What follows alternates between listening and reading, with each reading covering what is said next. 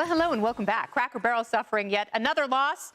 Its stock opened slightly down today after losing $100 million in value last week.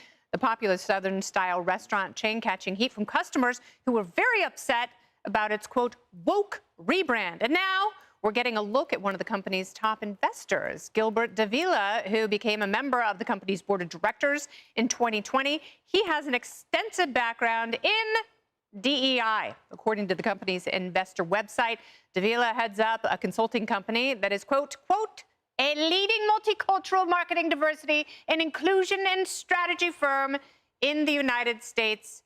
Gross. Emily, after all of the missteps that we've seen from various corporations, and you can put Bud Light at the top of the list, and just how much market share they lost after a couple of beer cans, did Cracker Barrel really not see this coming? I guess not. And that's what makes it so disheartening is I thought, A, that we were past that sort of frantic, emergent point in history where these companies felt that they needed to spend a lot of their shareholders' money and income on these firms. I mean, when you talk about what industries have been sort of concretized here, to know that there are such a thing as strategy firms of DEI and that this wokeness has become truly this very important industry, that's where the money went. And the irony is that Cracker Barrel and these companies are paying so much of their money to these firms, and it's a sham, it's a Ponzi scheme, because all they get out of it is the complete gutting of their customer base. What I don't understand is what possessed them to have this kind of refresh in the first place, because there's something to be said for, let's be innovative and let's take this to the new generation. But that doesn't mean an erasing of what the logo was about and what the culture was about, which is why it was beloved. That's the whole thing. You don't mess with what's broken. Apparently, Snoop Dogg took his nephew, I believe, to a Disney movie and then just talked about on a podcast, he said, I didn't sign up for this, beep, because he encountered a woke scene that he said was ridiculous, and I can't believe I subjected a child to this. So This is only going to keep happening if they fail to see the forest for the trees and keep employing these ridiculous figures that are swindlers at best. Well, is that what they're doing? I mean, do these DEI marketing groups and people like Gilbert Davila, do they go to these corporations and scare them? Like, how are they shaking them down and causing this much needless change? You know, on Friday, I used a clip of my cousin Vinny when the party says, I heard of grits, but I never seen a grit. Because I really think that was the CEO of Cracker Barrel. I don't think she ever saw a grit in her whole life until they called her up. You want to be CEO of Cracker Barrel? She says, yeah, I will. You know, I mean, honestly, they're so disconnected, and they live in an echo chamber where this is the right thing to do. She's out there saying there's a small minority of folks who are upset about this, and everyone else likes it out in the Hamptons. Why don't these people, right?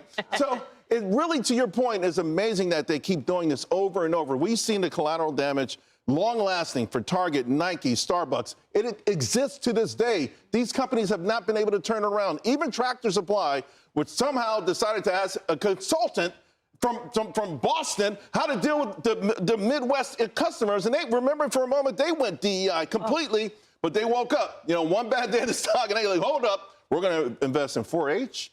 And, you know, they became a real Midwestern company real quick, but the stock, again, has mostly been sideways for over a year. So it's why they keep doing this. And there's one other quick thing that's part of this, ageism.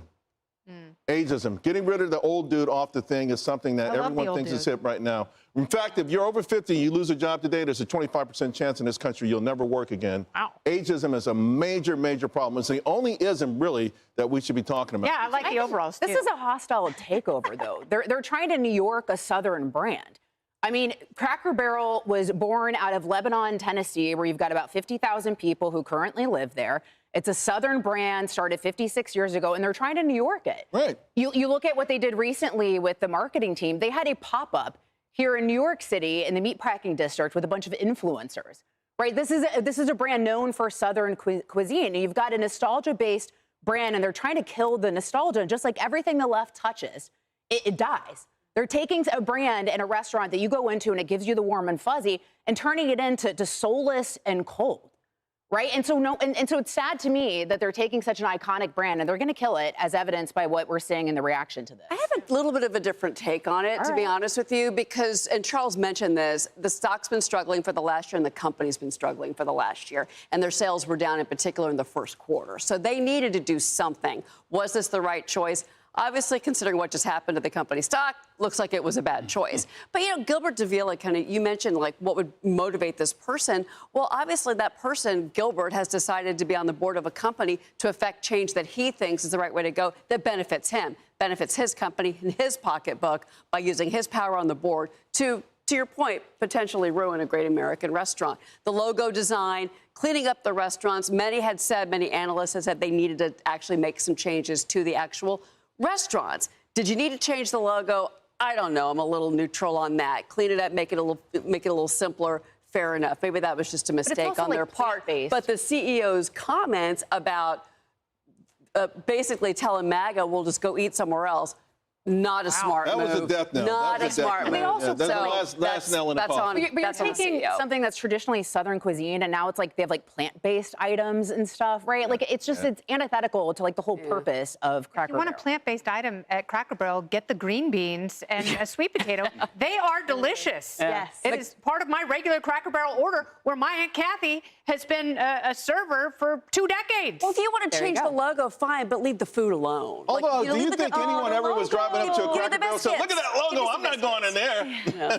I'm going in there, and when I'm done going in there, I'm going to sit on the rocking chair for a good 4 hours and read a book. Grab me some tchotchkes while you're Got it. Hey everyone, I'm Emily Campagno. Catch me and my co-hosts Harris Faulkner and Kaylee McEnany on Outnumbered every weekday at 12 p.m. Eastern, or set your DVR. Also, don't forget to subscribe to the Fox News YouTube page for daily highlights.